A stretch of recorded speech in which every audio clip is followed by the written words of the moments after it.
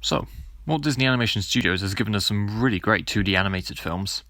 The first Disney film, Snow White and the Seven Dwarfs, was also the first American animated feature film, and since then they've produced films on par with Pixar, Beauty and the Beast and the Hunchback of Notre Dame in particular.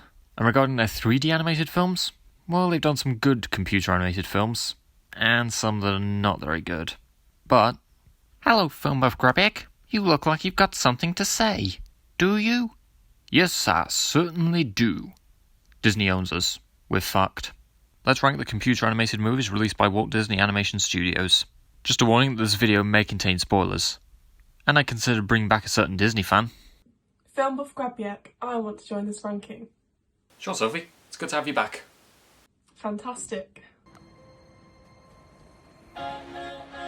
Number 12. Chicken Little. Fuck this movie. Of all the Disney films I've seen, this one is the worst. And it's not because of the mean-spirited world, but more the way it's executed. The Hunchback of Notre Dame is mean-spirited, but the film makes it clear that these characters are wrong, and it paints Frollo as a villain.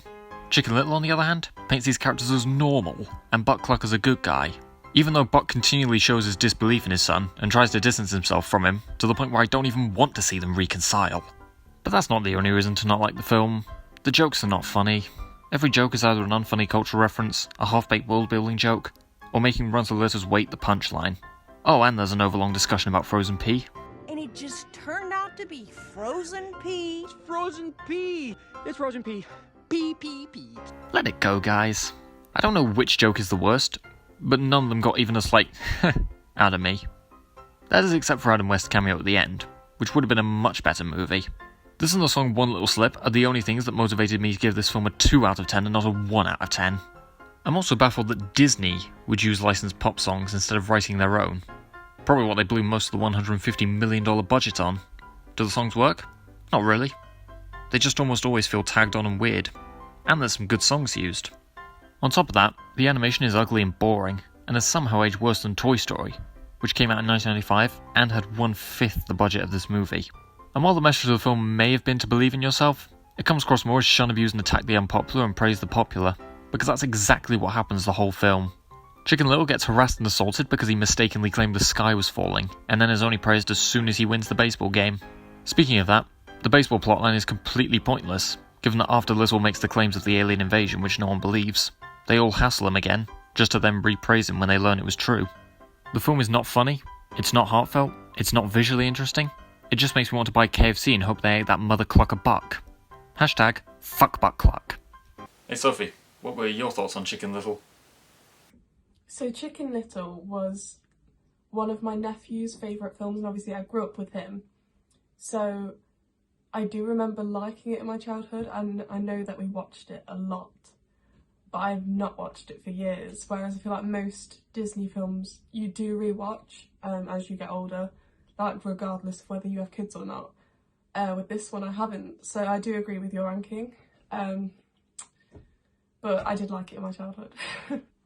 I don't know why, just because it was on TV, I think.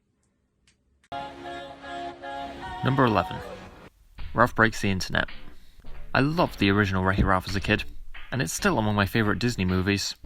So I was excited when I found out they were planning a sequel. Was it any good? No. Well, the first Wreck-It Ralph felt like a love letter to arcade games of the 80s and 90s. This film is just Disney saying, "Look at what we own! Don't you want to watch all our movies again?" Well, okay. The stuff with the Disney princesses is funny. The rest of it just feels like Disney trying to get you to rewatch their massive catalogue of movies. So, what's good? Well, the animation still looks nice for the most part. The voice cast are fine. There's some jokes outside the Disney princess stuff that make me laugh. The song A Place Called Slaughter Race is great when you separate it from how selfish Penelope's motivations are. And the film does have a well-intentioned message buried under all the crap it gives us. What's bad? Almost every other fucking thing. The characters are so badly written, and both Ralph and Vanellope become so selfish and unlikable in different ways. The film is crawling with product placement and internet trends that will probably become dated in a few years from now. Most of the jokes are terrible. That conversation about Zangief's body hair in particular makes me uncomfortable. The film features countless plot holes, and it delivers terrible messages to kids, primarily in how it glorifies becoming famous on the internet without showing the negative side to the situation, which is dangerous to not make kids aware of. I can think of so many problems with this film, and potential solutions, but I would probably need to do another video to go into depth on this. But here I'll say, it's poorly written, awkward, unfunny, and dangerous to show kids. But because of all the good stuff I mentioned, it is a step up from Chicken Little, though that in no way qualifies as a recommendation. Hey Sophie, what were your thoughts on Ralph Breaks the Internet?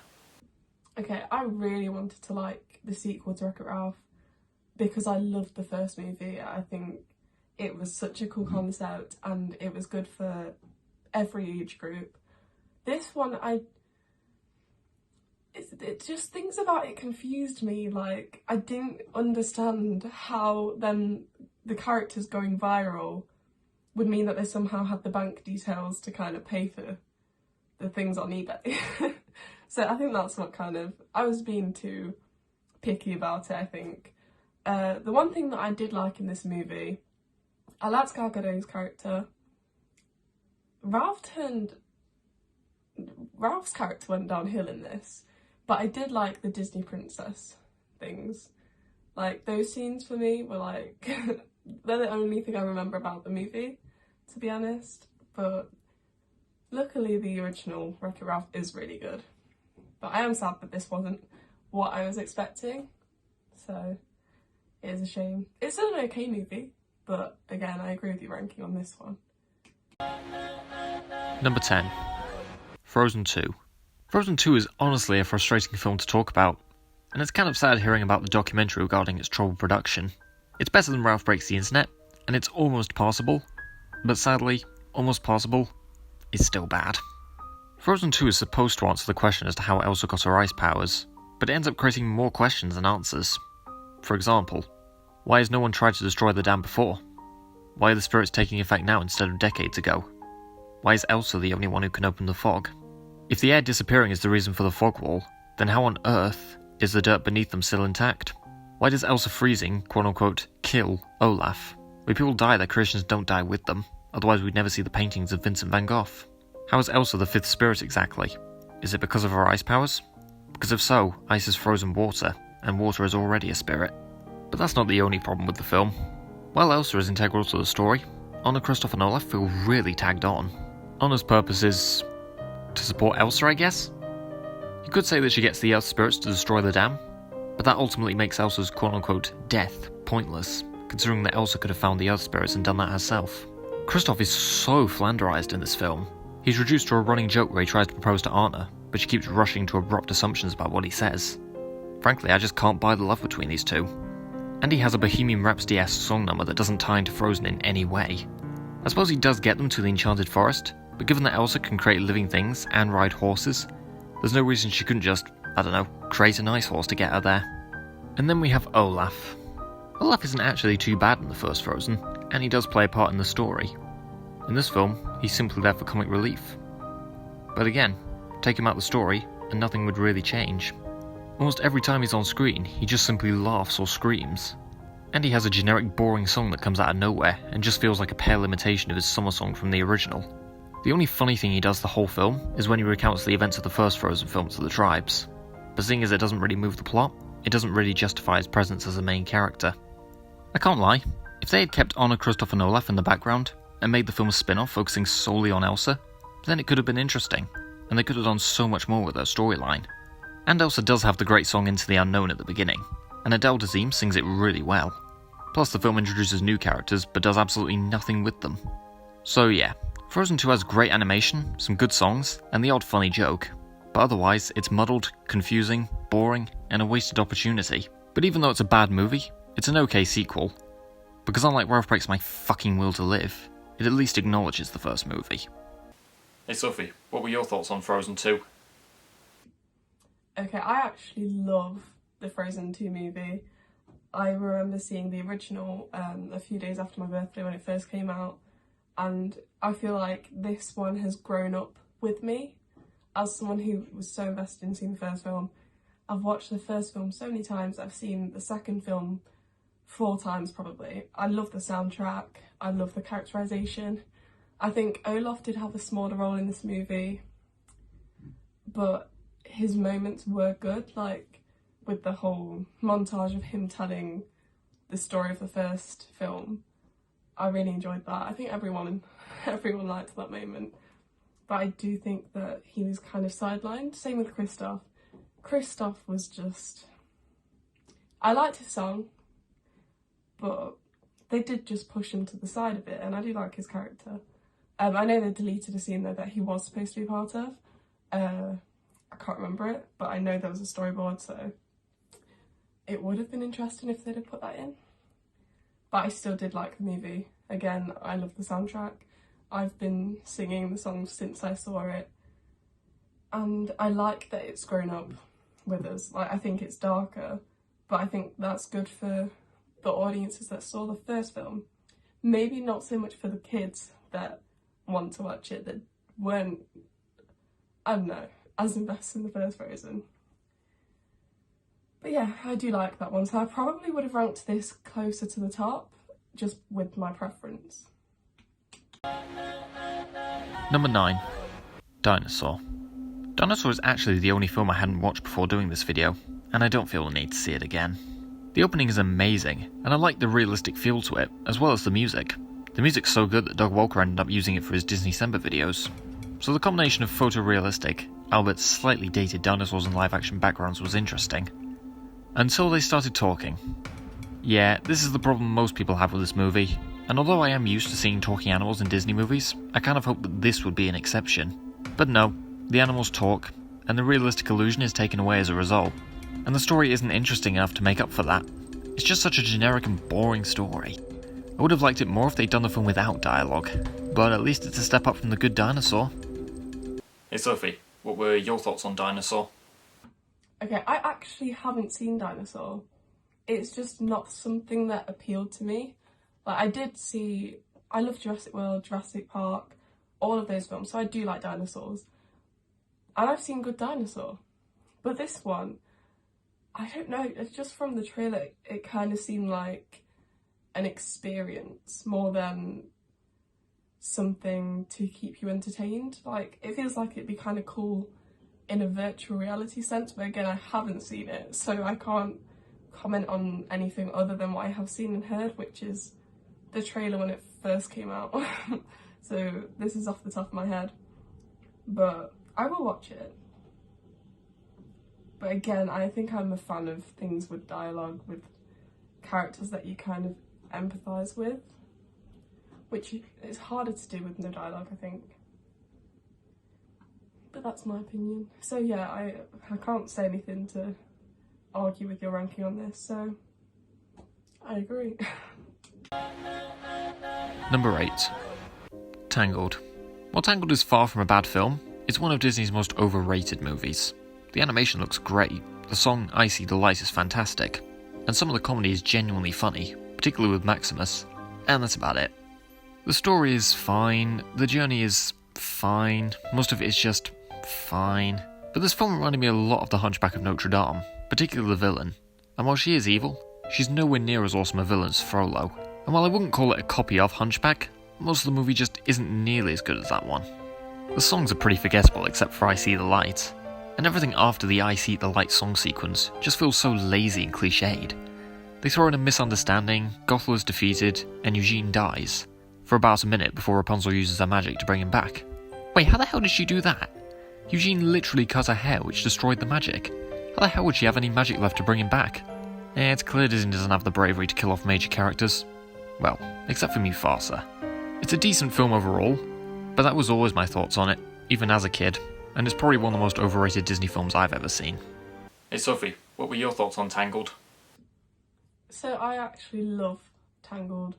I think we've been saying from the start that that we preferred it to Frozen, like the original, just because I think we overwatched Frozen, to be honest, when it first came out, because like I said, I've watched it so many times, and this one, I feel like I still watch it and I pick up on new things, like whether it's the tone of voice that someone uses or like something hidden that I didn't notice. And I just like the concept. I like that Eugene is such a character. the relationship with what's his name? Maximus. Like Eugene and Maximus, their relationship is so funny. And then Pascal with his subtle looks and like his mannerisms and everything. And I love Rapunzel, she's so naive. I like the music in it. I even like those two brothers that are trying to get Eugene and stuff. I think it was just, I liked, again, the darkness of that. Like, with Mother Gothel turning out to be so bad, like, when she's like, you want me to be the bad guy? Fine, no, I'm the bad guy. Like, that line, and then just how the tone, like, I feel like even the colours get darker after that, and I like that kind of thing. So I do like this movie. Again, I probably would have ranked this one higher, but then again, I don't know what's actually coming up, so we'll see. But yes, this is actually one of my favourite films. I can watch it 20 times in a row and not be bored. I don't know why, I just love it. Number 7. Bolt. Bolt is decent. That's about it. I liked it as a kid, but revisiting it as an adult, it's not as good as I remember. The animation looks great, the voice acting, including the talent of Glom Gazingo, is good, and I really like the music. And it's cute, I guess? The thing that brings it down, though, is the story. Bolt feels like a mashup of Truman from The Truman Show and Buzz Lightyear from Toy Story, taking the trait that he is unaware of his fame on a television show and begins to learn about it from the former, and the idea that he believes himself to have superpowers, only to realise they're not real from the latter. But it could work if they took the story in a different direction to both these films, and unfortunately the direction they take is nowhere near as smart or compelling as either of these two films. I also dislike the use of the misunderstanding cliche, and here it doesn't really serve the story, because if Bolt had never seen Penny with the acting dog, he still would have learned she was in danger from Mittens. So, it's cute, it has some enjoyable moments, but it's not as funny or unique as some of their other films. Hey Sophie, what were your thoughts on Bolt? So I haven't seen The Truman Show, so I can't compare it to that, but I do agree that it is kind of like the Buzz arc. However, I do love this story. This is another film that I watch over and over. I have a plush toy of Bolt and Mittens and the hamster as well somewhere, so is his name Spike? I can't remember his name. Wow. Yeah, I haven't seen this one in probably about 6 months. I probably did see it within a year anyway. But I do love this one. I think Bolt's just so lovable, and I kind of like seeing the characterisation of Penny, like, and how she's treated, you know, in the industry, because they expect her to be all grown up even though her puppy's gone. And like she has to move on with another dog, and then we see that she's struggling and stuff. And I kind of like that they've shown like how the industry is, but in a way that children can understand. So I do like this film, I really do. But again, I don't know what you've put after this. So I don't know whether this would have been probably at the same level as you've put it, but I do like it. Number 6. Big Hero 6. I loved Big Hero 6 when I first saw it, though rewatching it, it didn't do as much for me. I still like the film overall, but it's definitely not The Incredibles. Baymax is such a great character. He's wholesome, hilarious, and absolutely precious. The other characters are likeable as well, and I like the bond Hero has with his brother, as well as the friends he makes through his brother. The film is also quite fun to watch, and I love the action-filled climax at the end, and the animation looks great. Although the third act does throw in some rather lousy plot points, including the twist villain, who's also a pretty bland generic villain, and how they kill off Baymax, just for Hero to rebuild him at the end. So yeah, it's fun, it's emotionally gripping, but it's just good. Not great, not terrible, but still a good movie from Disney. Hey Sophie, what were your thoughts on Big Hero 6? Okay, Big Hero 6. I can't personally... Okay, I can name one flaw, and that is purely that they killed off Tadashi, because he's so lovely. Sorry, I don't know why my dog's kicking off downstairs. But yeah, Tadashi was so lovely. And, like, yes, we only find out this out after he's passed, but we already liked his character. And then we find out that he was building Baymax. Like, it just makes him even nicer. So that is the only bad thing I will say. But I do love this film. I need to rewatch it, actually. Oh, I love Baymax. I just love the whole superhero thing. I love it. I don't have any of the characters on plush, but I really liked the character with like the wheels on her feet. She was awesome. And also Hero, obviously. But also like that guy that's rich, that has the dinosaur suit or something. He's funny. Yeah, so I do like this, and I agree that it should be ranked pretty high. Number 5. Meet the Robinsons. Meet the Robinsons is one of Disney's most underrated films. It's a shame they got such mixed reviews, but I wonder if the awfulness of Chicken Little Shitty movie contributed to that. Sure, the pacing is too fast at times, and I would have liked to have learned more about the Robinson family, especially when Lewis's descriptions of them are too quick, as I struggled to take in everything. The film does also use the lie revealed bit, but at least it actually helps to move the story forward. That said, almost everything else is good. The animation is great, the side characters are hilarious, especially the bowler hat guy. There's some interesting, albeit often predictable plot twists, and it has one of the best executions of a message I've seen in any film ever. Move forward and learn from your mistakes instead of ignoring them. It also has a fantastic ending. I love all the subtlety of it. Wilbur takes Lewis back to see his mother as promised, despite knowing he's risking his existence for it, while Lewis eventually reconsiders, realising that allowing himself to be taken in, he achieved a huge future and family, and when the businessman tells him he has a bright future ahead of him, he sees Lucille, Bud and Franny standing right in front of him, showing that his future is literally right in front of him.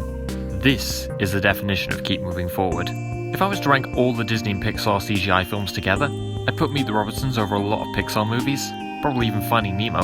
It's funny, it's emotional, it's enjoyable, it's everything Chicken Little wasn't. Hey Sophie, what were your thoughts on Meet the Robinsons?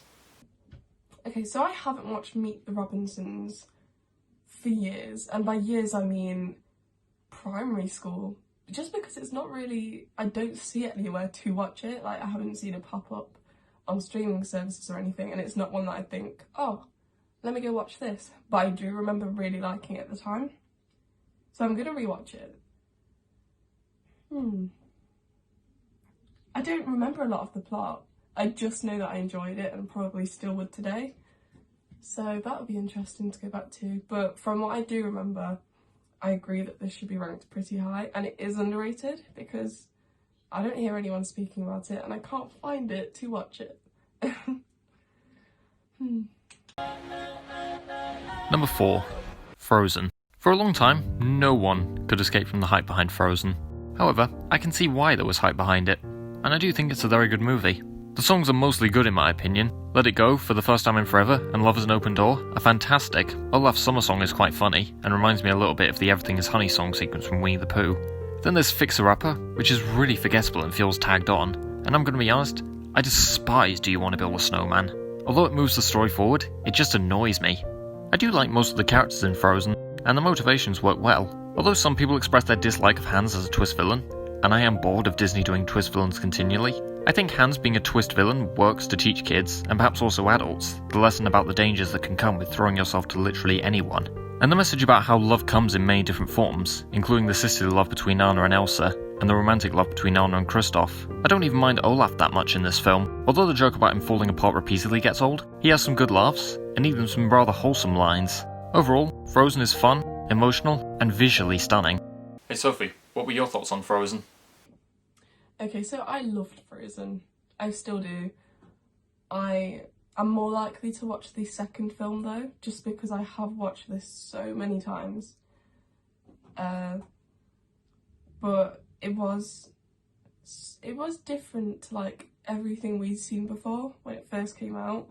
Like, the songs were amazing, everyone had them stuck in their heads whether they liked it or not, and they're well deserved. Like, again, the soundtracks on both Frozen movies are phenomenal. Like, everyone who is a part of these productions care, and you can tell. Like, that 100% comes through. So Frozen should be ranked very high, I agree with that. And I do think I've overwatched it. However, I could still watch it tomorrow and enjoy it. Or like today. Even though I should be going to bed, but like, yeah, I do like this film. And it should be ranked high, so I agree with this. Number 3. Zootopia. Zootopia is a really good film, and although it has a few story problems, there's a lot to like about it. The film handles themes of discrimination and how people shouldn't be judged based on who they are. It does sometimes feel a little preachy, but then there are some subtle details, like when Judy sees the way prey respond to predators. including when the tiger sits down on the train and the rabbit pulls like a child closer to her and effectively realises that her speech promoted this, and how she became what she wanted to fight. And unlike Chicken Little, the characters being animals is actually integral to the story, and the world building is very creative and allows for some very funny jokes, especially the DMV scene. The animation is absolutely stunning.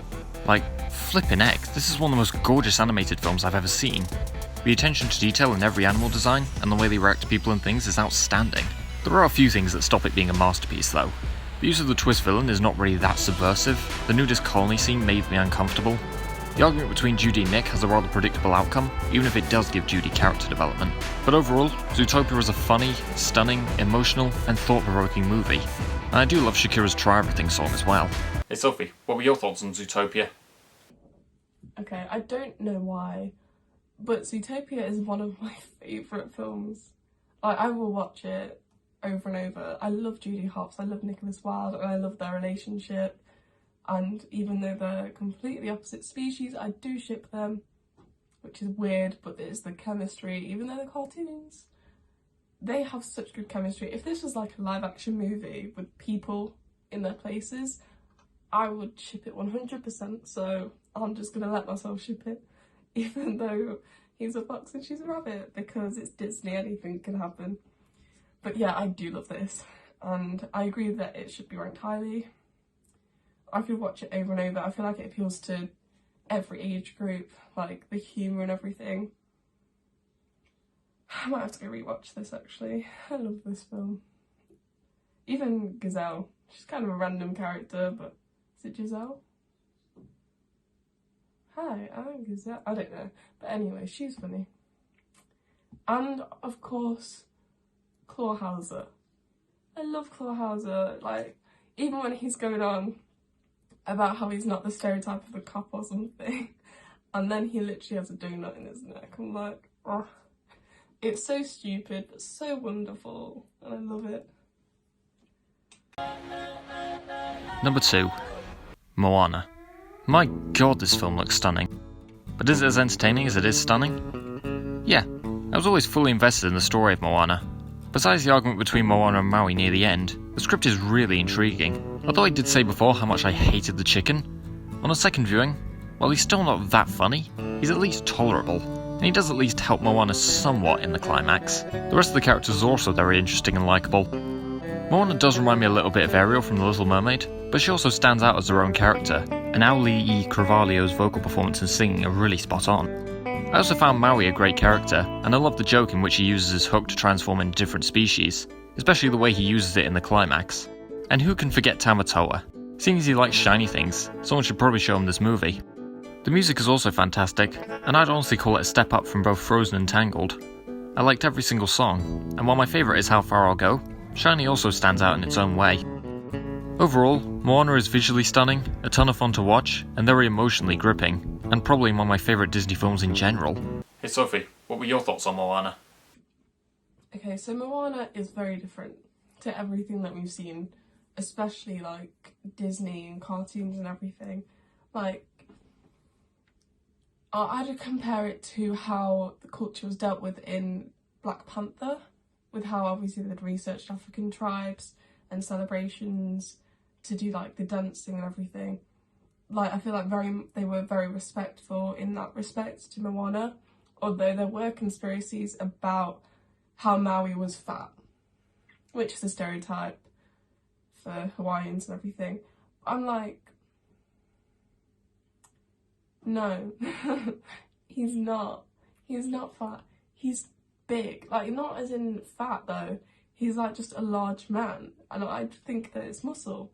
I wouldn't look at him and think, oh wow, he's fat. I mean, I don't think that anyway, but I'm thinking from a kid's perspective.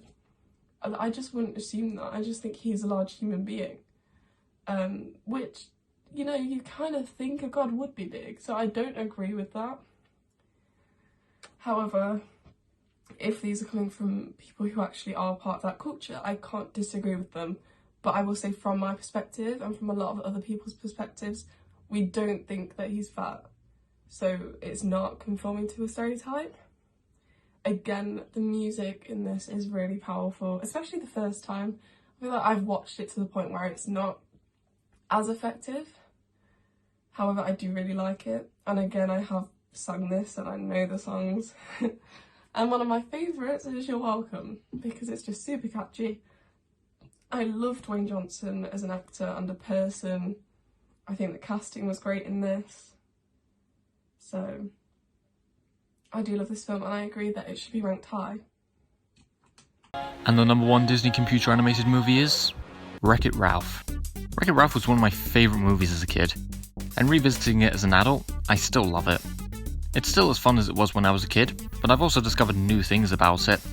It's one of Disney's most original films. I love the arcade game world the film creates, and the way they include all these iconic arcade game characters from the 80s and 90s. It's the Roger Rabbit of arcade games, a film that brings iconic arcade game characters together in a big love letter. Although these iconic characters only really appear for the first 10 minutes, the rest of the film is so good that I didn't care. The idea of an arcade game villain wanting to become a hero is an interesting one, and I like and identify with the character of Ralph, as someone who was frequently bullied and ostracised by a lot of people throughout most of secondary school. And I like his arc in this movie, acknowledging that being a hero isn't about medals, but rather how you help people in need, and his connection with Vanellope and the way he learns about her own loneliness is really touching. I love the subtlety of the anti-discrimination message the film gets across, and I do think it does it ever so slightly better than Zootopia. Granted, there is an argument scene, and although I wouldn't call it filler, given that it does actually help the story to a certain extent, the outcome is pretty predictable. But otherwise, I really like the connection between them, and John C. Reilly and Sarah Silverman are perfectly cast. The film is also very funny. Felix and Kowloon are a hilarious duo, and I love the chemistry between them, as well as the way their love develops. There are food brands present in the Sugar Rush segment, but they use much more to make actual good jokes and puns than to sell them. Even the toilet jokes make me laugh, which isn't something I say a lot, but the jokes about Hero's Duty sounding like Hero's Duty are actually kind of funny, and the way Sarah Silverman delivers it is hilarious. I also love the animation style of the film, and the clever aspect of certain characters looking 8-bit or 16-bit on the screen, but actually being 2-bit behind the screens.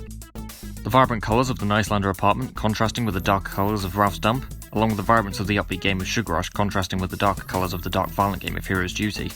I also like how Clyde's jail in Pac-Man is where he hosts the Bad Ant support group, along with a clever explanation of how Pac-Man teleports, and how Tapper has framed pictures of various arcade game characters. I just wish people would stop dismissing this film because of the arcade game references, and instead look at the film as a whole, because while the arcade game references are enjoyable, they don't take up the whole film, and what follows is an intriguing story. Oh, and I still stand by my belief that it deserved Best Animated Feature over Brave. Brave is decent, but I can't think of a single scene in it that lives up to this scene from Wreck-It Ralph. I'm bad, and that's good. I will never be good, and that's not bad. There's no one I'd rather be than me. Let's be real, this is one of the most emotional scenes in any Disney film I've ever seen. Overall, Wreck-It Ralph is entertaining, creative, funny, emotionally gripping, a great love letter to iconic arcade games, and my favourite Disney computer animated movie. Without Pixar, obviously. Hey Sophie, what were your thoughts on Wreck-It Ralph? So I really like this film. I think it's an interesting concept, and I like how it shows kind of how mundane their life is. Like, it's quite tragic when you actually think about it, that because he's been made to be the villain, he's treated really poorly and he can't go to their parties and everything, even though that's his job. Like, they can't have the game without him, which is really good that they showed that. My favourite thing about this film is Ralph and Vanellope. I think that's her name, Vanellope. She's such a character, especially when she finds out she's a princess and threatens to chop everyone's heads off. Like, she's such an icon. I love her. I don't know if this is my favourite film, like, out of everything that we've talked about today. However, I do like it and I can see why it appeals to other people. And again, I could watch it without getting bored of it, but it's not one that I'd go and just put on over everything else. I think it's probably because it does have dark tones, which is amazing, and I think it's important to show, especially to children. But I like, when I watch cartoons, I want full escapism. I want it to be something that I can't relate to, like to real life. So princesses and magic and everything, and this is, yes, it's a video game, which does make it like detached from real life. However, like the kind of AA meeting kind of vibe it takes it to a level of seriousness that I think is really cool, but it's not my favourite thing to watch. But I do love this film. So I agree that it should be ranked highly. I just don't know if I would have put it as number 1. But it is interesting. And I think a lot of people can relate to every character in that film. Well, what other Disney rankings can I do? Fuck no. Fuck yes! Would you be up for ranking Disney Renaissance movies at some point, Soph? Absolutely. Oh, fantastic. Till then, Soph. Till then, Ned. I was always fully invested in the story of Moana. Besides the argument between Moe and fuck.